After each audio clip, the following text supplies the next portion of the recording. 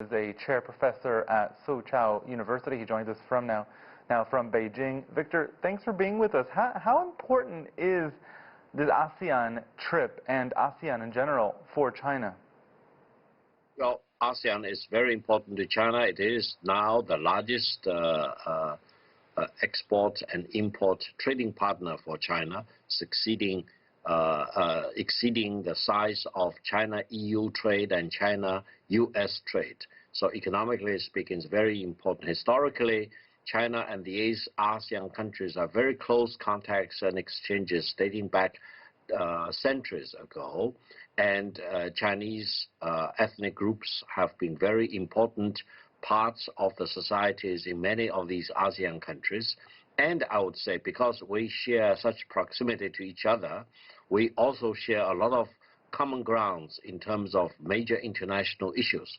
There is, of course, some territorial dispute between China and some of the ASEAN countries, but I believe these countries are all committed to seek a peaceful solution rather than, for example, witnessing the flaring up of tensions. So I would say politically, geopolitically, economically speaking, ASEAN-China relations are very important, both for ASEAN countries as well as for China.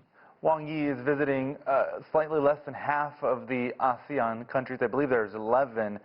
What does that mean about Chinese trade with the others? Can we deduce anything from who is and isn't on the itinerary? I think there are several issues to be very much discussed in Foreign Minister Wang Yi's meetings with the ASEAN country leaders. First of all, how to boost trade, especially in this very difficult time of the pandemic, how to make sure that the economic exchanges are maintained rather than being disrupted. Secondly, there have been quite a few major infrastructure projects between China and some of the ASEAN countries which have been negatively impacted upon by the pandemic, and how can China and these ASEAN countries really make a commitment or rededication to make sure that these infrastructure projects will be resumed and restarted and continued and completed in a timely manner so that people in these ASEAN countries and China and the region as a whole will benefit. And of course, another issue is very much geopolitical. We know that the United States has been really making a lot of noises in this part of the world, try to align these ASEAN countries on the side of the United States. But I would say these ASEAN countries are very wise, they are very clever and very smart. They do not want to pick a side between China and the United States. They want to do what's the right thing for these countries, for their people, and for the region as a whole, because we want to have peace rather than instability in this part of the world. And also for all the ASEAN countries, I would say, the right of development is of crucial importance. So all these issues, I think, will come up in the important meetings between the Chinese Foreign Minister Wang Yi and his counterparts and leaders in these ASEAN countries he will visit.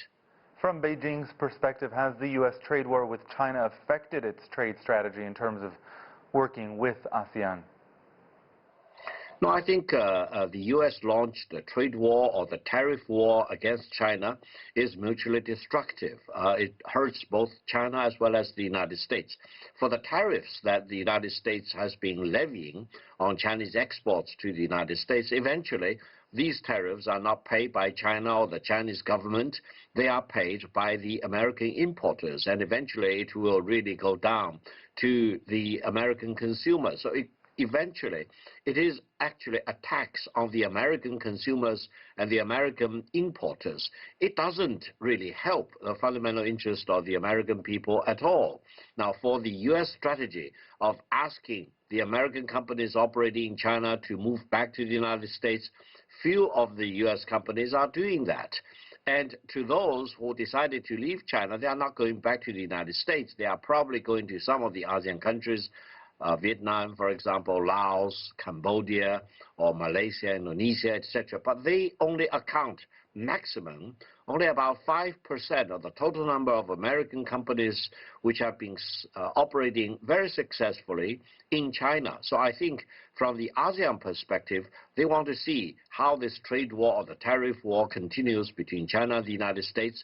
They do not want to be hurt in this process, and I think they want to do the right thing. That is, for this part of the world and for the whole world as a whole. Free trade is absolutely important. Market economy is important.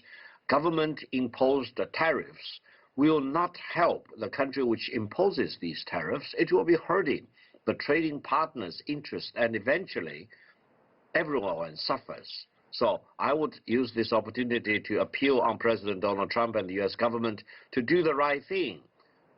Imposing tariffs is the wrong thing to do. It hurts the fundamental interests of the American people. All right, Victor Gao joining us from Beijing. Thank you for your insight as always.